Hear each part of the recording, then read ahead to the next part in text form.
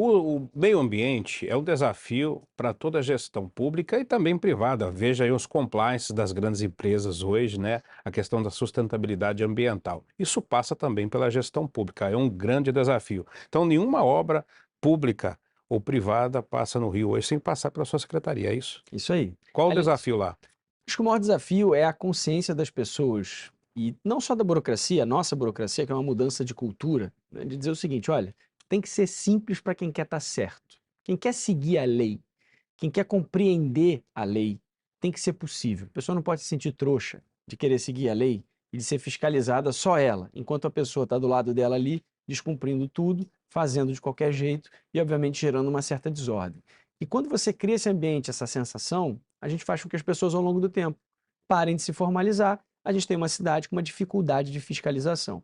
Então, quando a gente fala de simplificar o processo, de desburocratizar, seja para o licenciamento ambiental, seja para o licenciamento urbanístico, o que nós estamos falando aqui é de torná-lo acessível para que as pessoas estejam dentro da regra. Porque no final é o que a gente quer: um desenvolvimento que respeite a regra e que, obviamente, seja sustentável. Aliás, é importante falar isso para o meio ambiente: não existe desenvolvimento econômico hoje no mundo que não fale de sustentabilidade e proteção ambiental, porque o grande fluxo de dinheiro, de investimentos dos grandes fundos passa necessariamente hoje por olhar as emergências climáticas e, obviamente, nessa palavrinha importante que é a sustentabilidade. Então, isso é muito importante da gente também começar a criar essa consciência, porque muitas vezes ela é distorcida.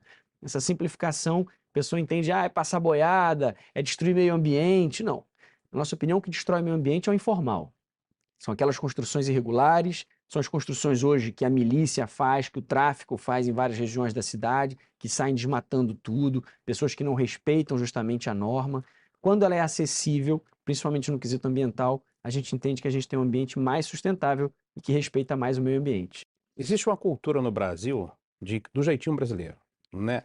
As pessoas querem investir, querem empreender, mas às vezes criticam que o setor público trava tudo, tem a burocracia, mas veja-se aqui no Rio que há um esforço de vocês nas gestões públicas estadual, municipal, de destravar isso. Agora eu pergunto, por parte do cidadão, do empreendedor, seja um pequeno empreendedor que quer construir um pequeno prédio, uma grande construtora, eles estão com essa consciência ambiental de fazer tudo certinho? Eles estão procurando a secretaria para formalizar tudo? Ou ainda tem uma desordem por aí? Porque o Rio cresceu, a história do Rio é essa, né, das comunidades.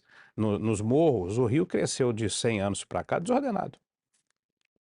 Perfeito. Eu acho que, primeiro, quem quer fazer o certo, quem quer construir certo, os bons empresários, os bons empreendedores, sempre buscam a prefeitura. Eu faço essa brincadeira porque, assim, eu raramente vejo um miliciano lá pedindo uma licença de Hum. construção. Tem uns doidos até que de vez em quando tentam, obviamente, ilegalmente, a prefeitura trava. Mas é muito raro. Quem está fazendo errado não vai buscar os órgãos públicos para fazer dentro da Como é que é regra. a fiscalização, então?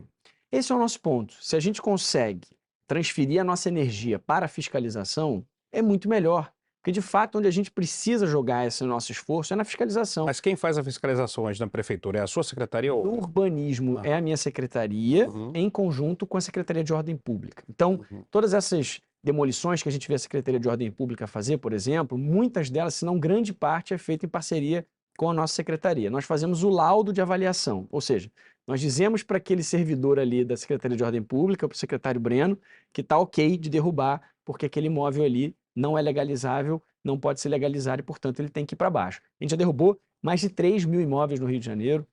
Temos um prejuízo aí Isso de quanto tempo para cá? desde 2021 para cá, né? Uhum. Desde que essa gestão Eduardo Paes voltou, até porque a gente tinha uma visão que a coisa estava meio largada, Uhum. né? Tava todo mundo fazendo o que queria. A gente tinha que instituir 3 de mil novo imóveis são muita coisa. 3 mil Isso a imóveis e gente está quase falando meio de casas e até prédios, né? tudo, quase meio bilhão de reais de prejuízo para a ilegalidade aqui, para quem estava construindo ilegal no Rio de Janeiro, principalmente o crime organizado. Isso não é pouca coisa. Nós estamos falando aqui de 3 anos dando esse tipo de prejuízo.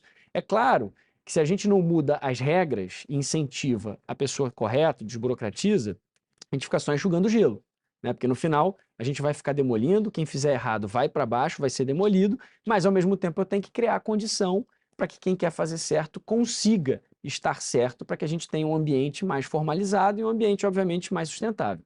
Nessa questão aí de criar oportunidades, entra o desafio da desburocratização, que é um desafio que você tem cumprido muito bem lá de destravar situações.